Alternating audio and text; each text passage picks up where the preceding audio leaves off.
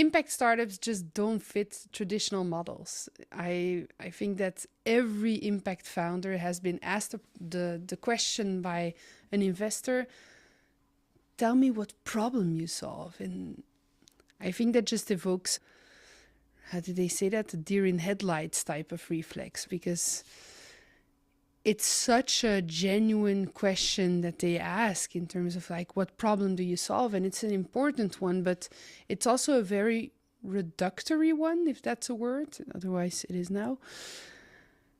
This is one of the key problems I see for impact startups. And I want to really dive into this and see if we can solve that problem. So let's go.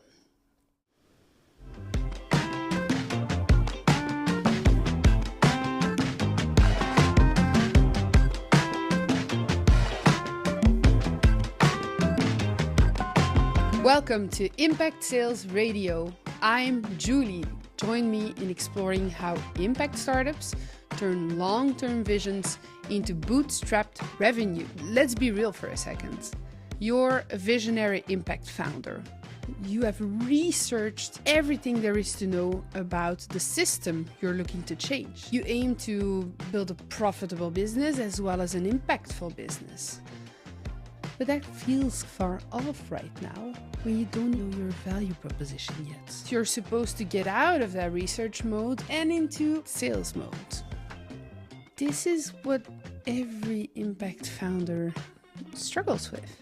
That's what we'll explore together in Impact Sales Radio. What if I told you you can turn your research superpower into a sales strength so that you can get sales that are repeatable or building towards your strategy?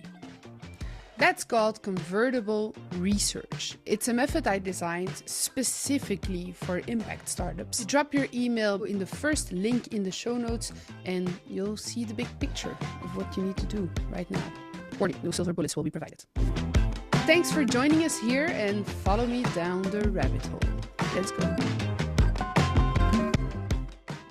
One of the key things I'm interested in is why startups are always equated to Silicon Valley. It's like when we talk about us being Western-centric, startups are Silicon Valley-centric, and it's something that is not as big of a problem if we talk about startups that are software as a service, B2B, like the classic cookie cutter, let's say, approach, with all due respect.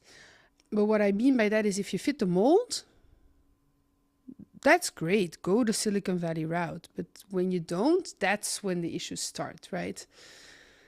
I think every startup has a bit of fake it till you make it in them, and that's okay. But every impact startup has a lot of imposter syndrome. And the Silicon Valley mindset just really amplifies that. In a way, let me tell you an example. I've seen this dichotomy between impact and startups.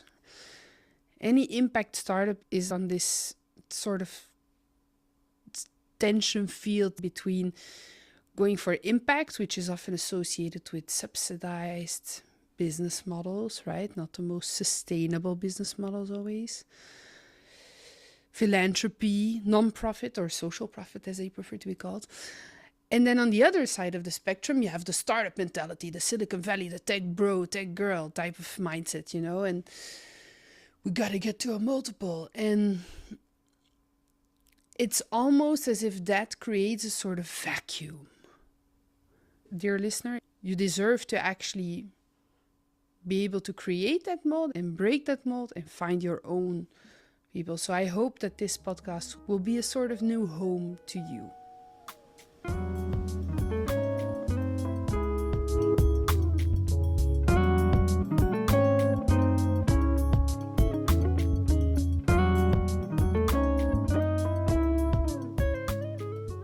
So I want to start by defining what I mean with an impact startup. By no means a definite definition, but it gives you an idea of which context I even am talking about. Maybe you'll see if you identify with that or not. So if you talk about impact startups, what does that really mean? Impact startups for me, as well as entrepreneurship, I believe are such a powerful vector of change. If we create a diverse enough set of startups and entrepreneurs,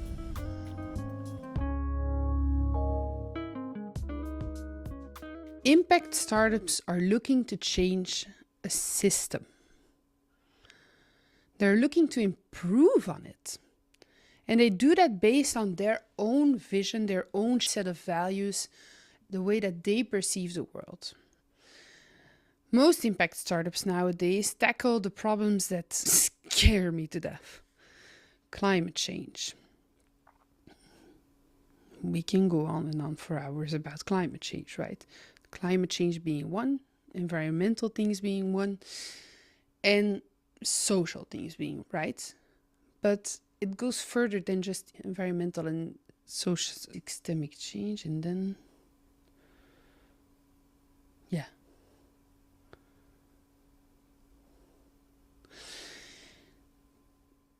Impact startups create systemic change, or that's what they strive to do, because what their raison d'être really is that they want to change the world for the better. And they want to make a buck doing it, right? They want to have a profitable and impactful business.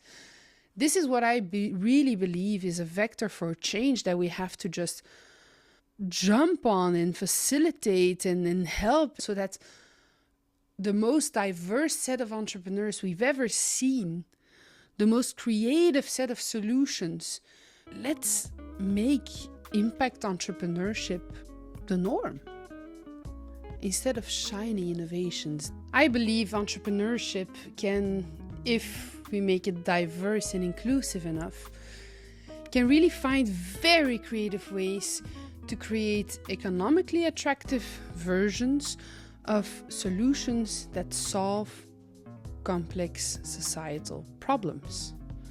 There are so many glorious examples out there, and Impact Shakers has long proven that we have the pipeline of impact startups, of stellar founders with deep domain expertise that are getting so much traction, yet find it hard to raise funding.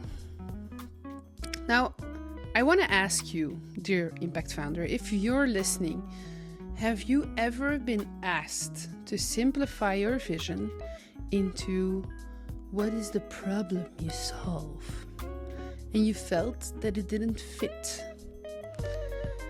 Have you ever felt like you were an imposter because of that? Or that you simply were maybe too immature as a startup to answer that question?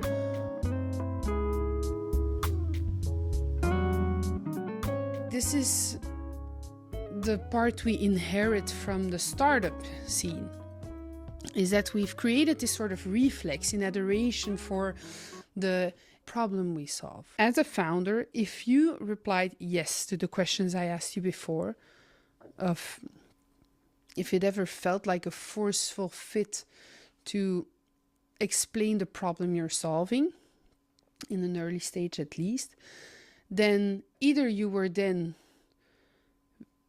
too early stage and just handed the wrong questions to answer, or you were already evolved enough and had to actually answer that question but didn't manage to get there. Most of the startups I meet are early stage, right? Especially in impact startups. There's a lot we know now that we didn't know then.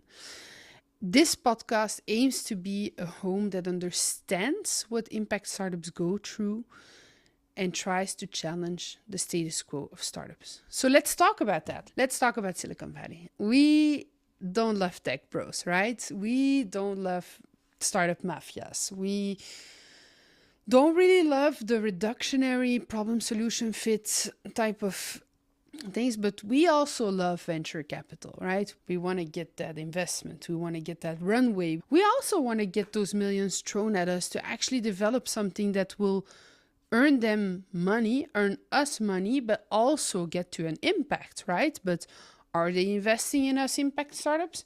No. Do we want them to invest? Huh.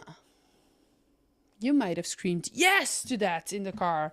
Oh, keep your hands on your steering wheel if you have. But on the off chance that I'm the only one that's excited about this, let's explore what this Silicon Valley mentality is doing to impact startups, or what it's not doing for us.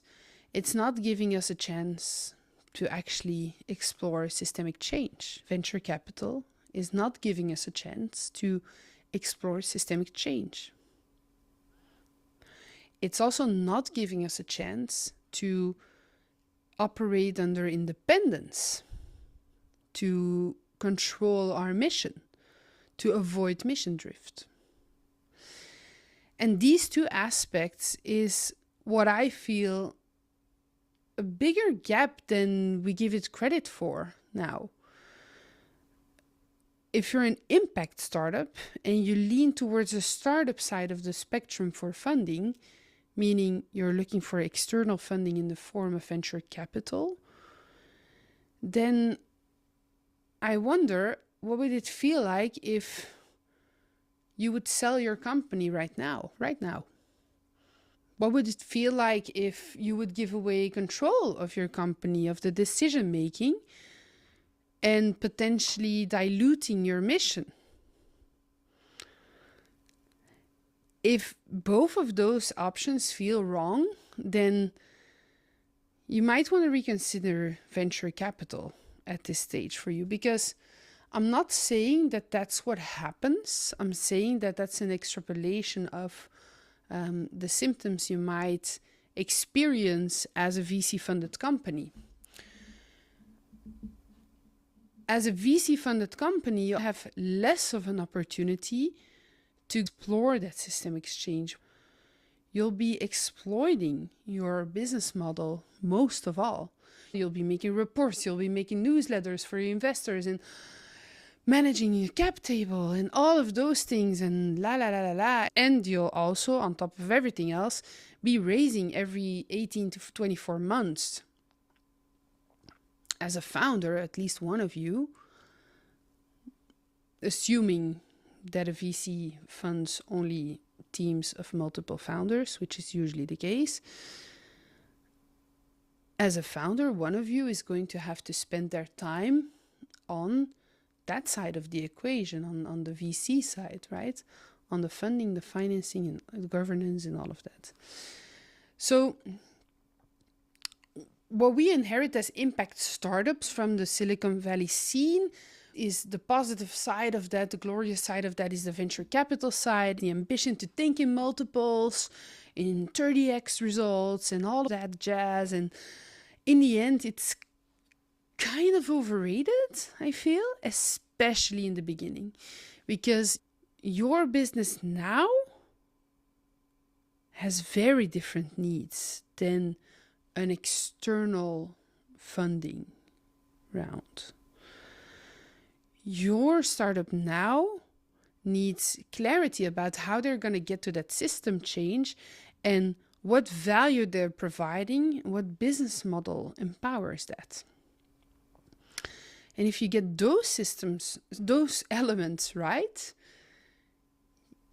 guess what you get? You get bootstrapped sales. Isn't that a nice surprise? Your vision simply isn't a box that you should try to let it fit into. It's a system you're looking to change. So that means that your growth also can't be unsustainable. Your growth has to go further than that. Your growth has to be sustainable in itself as well. So how you set up your business, how you fund your business is essential to keep it actually sustainable as well.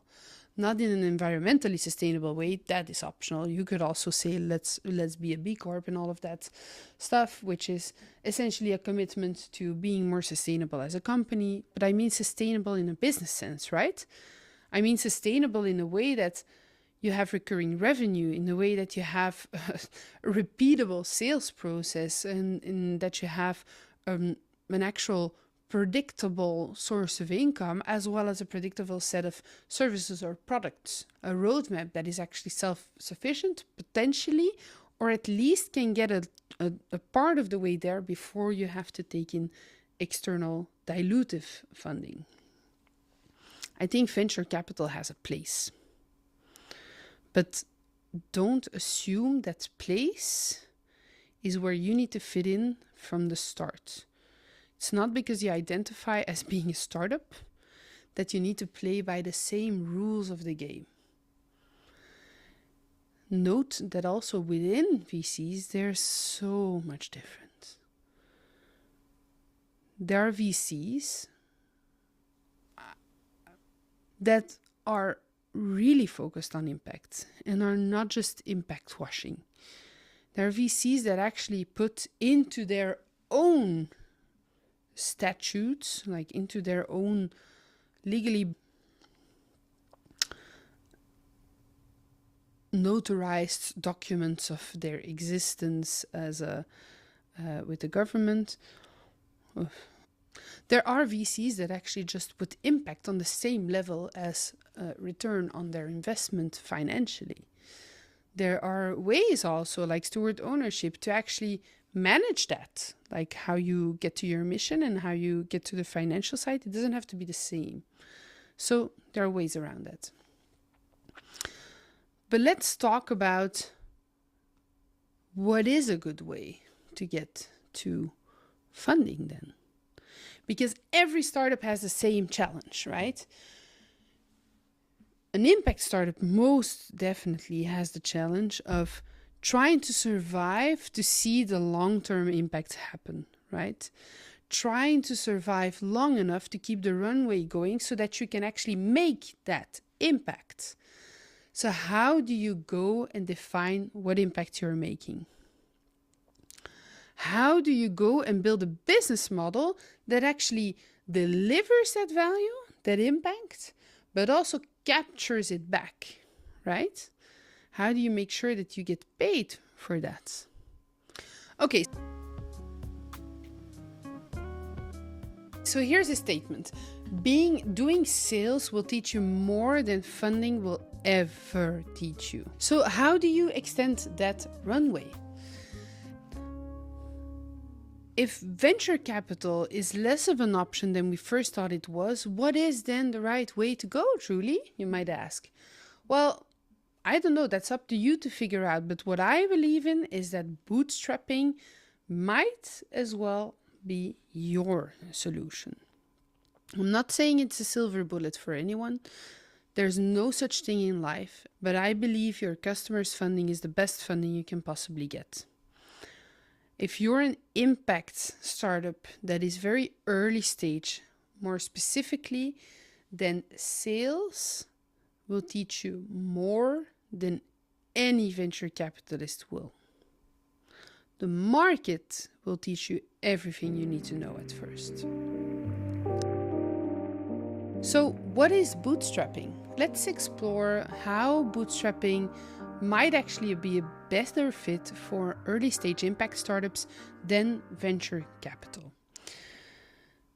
Bootstrapping essentially is building your startup with your own internal resources mostly, or non-dilutive external funding like subsidies and customers.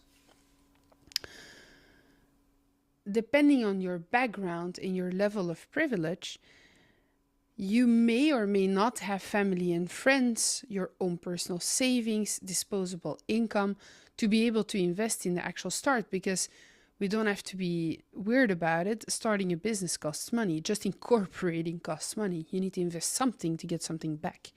And I applaud people who can be absolutely frugal and start with actually nothing and make something out of nothing. I personally do not have that capability, and if I had 3 wishes, I would wish for that first. Frugality is absolutely a strength. Being frugal is basically making something out of nothing. That's how I would define it. Being frugal is making sure that you use the resources you have available to your best advantage. And if you don't have the resources, you can actually look at where you can maximize outcome with the minimal types of inputs, right? That's frugality for me. People who are able to do that, like for example, newcomers, are really great at doing that. A specific set of personality traits, skills, and even the wiring in their brain is different so that they can more quickly adapt, be resourceful, and be frugal. That level of frugality is something that is really, really, really strong differentiator for a team to have. If you look at the flip side of that, the opposite of that is being flush with cash, right? Just getting buckets of VC money and being able to just spend and to just pay yourself a wage and all of that incredible privilege that comes with a venture capital round. But I also see that it actually has a lot of drawbacks on the way that startups look at creating value. It creates a very big distortion field of how the team acts without the sense of urgency to know where your next paycheck is coming from. So that duality exists. So if we talk about the antithesis to, I don't know if that was a word, to venture capital, like the opposite to venture capital funded startups, then we talk about bootstrap startups. These are startups that grew without a need of external funding. What they have retained through that process is they have retained a mindset of value. I'll take an example of a startup whose customer success manager I used to work with, and I met him yesterday. We talked about Tally and their founders, Marie and I don't know the founder's name, a bootstrap company, who is so focused on actually delivering the value to their customers that they were able to make the product for free for 400,000 people and only charge 5,000 or 6,000 of their pro users a subscription fee. And with that, they were able to get an annual recurring revenue of 2 million. Bootstrapping is a very effective business model, especially if you're looking to create systems change, because in that realm would be able to create different interventions for the same system. I ask you, let me just put this question on the table for you founders in impact startups. You have a given perspective. You've created that point of view of how the system is broken and how you should fix it. You've researched some of it, you've developed some solutions, but you also realize that you need a lot more than what your startup will ever be able to accomplish, and that actually you're just a part of a whole system you need to change, right? Does that sound familiar? You need to get all these stakeholders from that system, you need to get them on board. In creating the systemic change, you are aware of the different stakeholders. You have your clients who need to deliver a certain value back to you. They need to pay you for a service, but they also need to take into account the rest of their value chain and their clients. But also other parts of that system, you need to get on board in some way. People that influence, people that are maybe the third party that pays for it, people that are exposed to certain risks. People, I mean companies, right? But companies in the end are people, so whatever. But in any case, a really important advantage of bootstrapping is that you're so focused on value because you have to. There's a sense of urgency. You need to get your next paycheck and you need to make it sustainable as soon as you possibly can. So you're relentlessly trying to look for the value. And if that's not what you're doing right now, maybe that's what bootstrapping can teach you. Maybe that's what another bootstrap founder can guide you to get there. Maybe you can get inspired more about those instead of trying to fit into the Silicon Valley box. I'm not saying if you got a VC check that you need to actually give it back, right? If you're in that particular situation, I would love to see what an actual solution would be. Maybe steward ownership would be a good solution for you.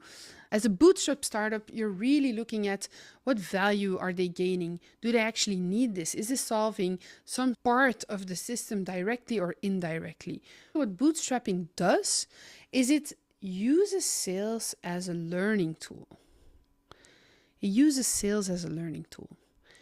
Because sales, selling your product or service to a customer, you can look at it through different lenses. What helped me massively when I got completely stuck into paralysis analysis in trying to get my sales going was to realize that there was a lot of perfectionism around it and a lot of other factors blocking me, such as I wanted to have a really relatable product, but I didn't have it yet and I didn't know how to get there, even though that's actually what I teach. To eat your own dog food is way harder than just to make really good dog food. That aside, I learned that sales is just another form of research. It's not a performance. You can look at it as research because you're trying to discover what the needs of the other party are, and also trying to discover together whether or not you're a match, whether or not you can be in service of that need, of that person, of that company. So you're continuously learning about what works and you refine what doesn't work. But the thing is that you can't go on without sales. So if you feel stuck in any way, sales is usually the thing that gets the momentum going. I heard yesterday at the Systems Shakers event, actually, of the Social Innovation Factory here in Ghent. I heard someone say you can't steer a car that is not in motion. And that's pretty much what it feels like when you're not doing sales, is you're not getting a direction. So if you feel your idea, this will sound very relatable, I know, to a few impact startups I met actually in the last days. If you feel you're lacking a concrete value proposition,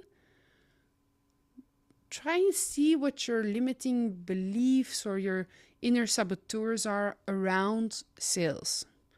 Try and explore whether you're actually doing enough in the sales department, or look if you can do sales differently. If you can look at sales more as a learning experience, as a research experience. I call my sales convertible research. Convertible research in the sense that I research first and maybe at some point they convert. But I'm first led by my curiosity. I first want to understand what is their vision. Do we even want to work together? Do we align in terms of values? And then I want to understand, what do you need? What is it going to get you? Why? What's the risk if you don't do it? I want to really understand what their needs are, what their problems are. And before I start even thinking about what I could do for them, I want to get a really good grasp on that. I want to research them. They're my little research subject. They just don't know it, I think. Do they? Maybe. Probably, with all the questions and stuff. Only when I really understand what problem they are looking to solve, then I can start to see, okay, am I the right person to solve this or no? Do I know someone who could solve this problem or no? And then we can move to how. How would we be able to solve this? So if you take anything from this, it's that sales is the key to bootstrapping, and the key to sales is to see sales as research, as an exploration, as something that's not going to be perfect. If you have a sort of vague vision of what you want to do, but it's not landing, then look at your vision as your compass, your sales as your journey, and a sales system, the sales essentials, as the map to take that journey. That's how I would recap it. What does your sales system look like now? Do you ask questions about the problem, or do you just pitch your solution? Now just write down the questions that you ask your customers, or the sales process that you have in line. If that's just one action you can take, then look at that and see, hey, is this what I would do if I would be researching the needs of this customer?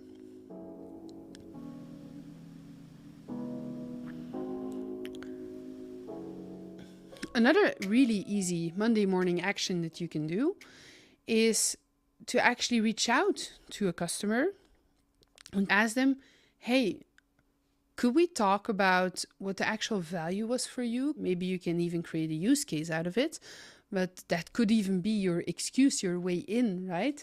You could even send a journalist for all I care to do it. But really to understand retroactively what the value was, or talk to new leads. This is, of course, something that has a bit more tension to it, but you could reach out to new sales leads and try to interview them with a research lens. Whatever you do, if you're in the early stage of an impact startup and you don't have a specific business model nailed down just yet, don't try problem solution fit yet. Research your system first. Try to see it as that.